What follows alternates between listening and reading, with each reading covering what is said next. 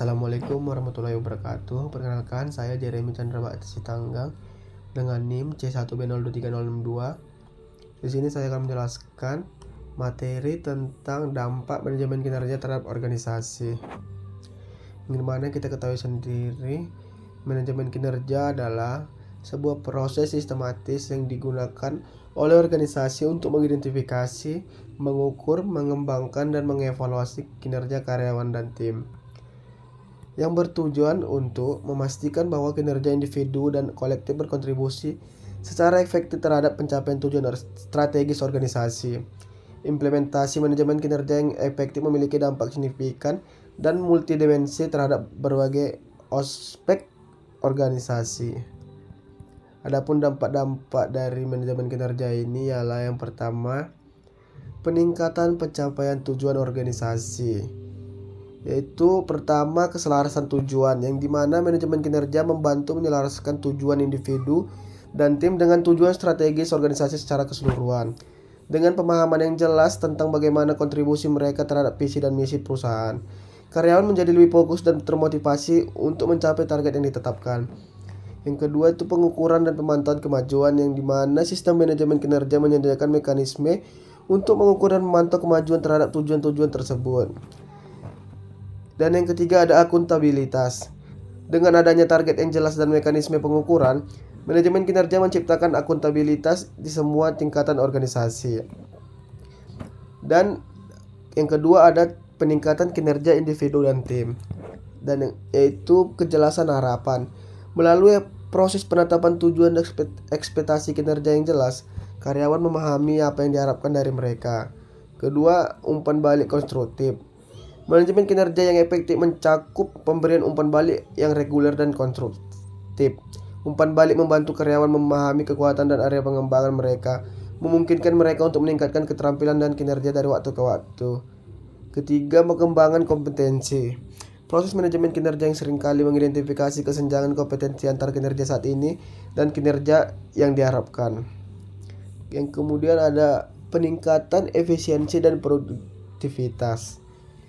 Yaitu pertama, fokus pada hasil, yang dimana manajemen kinerja mendorong fokus pada hasil dan output, bukan hanya pada aktivitas. Yang kedua, identifikasi inefisiensi, yang dimana melalui pemantauan kinerja, organisasi dapat mengidentifikasi proses atau area kerja yang tidak efisien atau menghambat produktivitas. Dan yang ketiga, alokasi sumber daya yang lebih baik, yang dimana data kinerja membantu organisasi dalam membuat keputusan yang lebih baik terkait alokasi sumber daya. Kemudian yang keempat itu ada pengembangan budaya organisasi yang positif. Pertama itu budaya berorientasi pada kinerja, yang dimana manajemen kinerja yang diterapkan secara konsisten dapat membantu membangun budaya organisasi yang berorientasi pada kinerja, di mana pencapaian dihargai dan perbaikan berkelanjutan didorong. Dan transparansi dan komunikasi, yang dimana proses manajemen kinerja yang terbuka dan transparan meningkatkan komunikasi antara manajer dan karyawan. Dan yang ketiga ada pembelajaran dan perbaikan berkelanjutan. Manajemen kinerja mendorong budaya pembelajaran dan perbaikan berkelanjutan.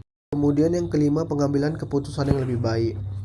Yang pertama itu keputusan terkait SDM, yang dimana data kinerja memberikan informasi yang berharga untuk pengambilan keputusan terkait sumber daya manusia, seperti promosi, demosi, kompensasi, dan pemberhentian.